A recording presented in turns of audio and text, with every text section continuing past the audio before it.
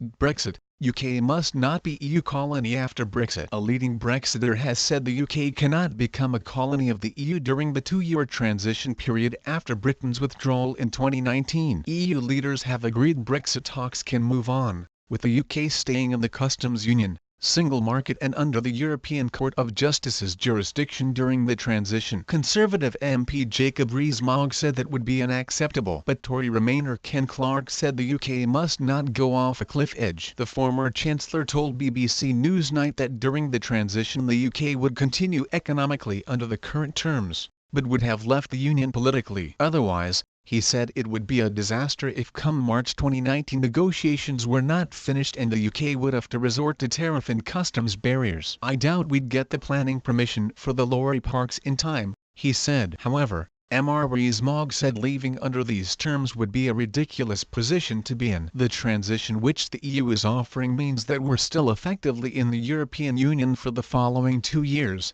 he told Newsnight. On Friday, Prime Minister Theresa May hailed an important step as Donald Tusk, the President of the European Council, announced that all 27 EU leaders were happy to move on to the next phase of negotiations. The first issue to be discussed, early next year, will be the details of the expected two-year transition period after the UK's exit. Death threat. The EU has published its guidelines which say, as the UK will continue to participate in the customs union and the single market during the transition, it will have to continue to comply with EU trade policy. The three-page document says the UK will remain under the jurisdiction of the ECJ and be required to permit freedom of movement during any transition period. But Mr Rees-Mogg said such a situation would make the UK a vassal or subordinate state of the EU, having to accept laws without any say-so from the British people. Ms May suffered her first Commons Brexit defeat earlier this week when MPs voted to give Parliament a legal guarantee of a vote on the final Brexit deal struck with Brussels. Among the Tory rebels was Mr Clarke,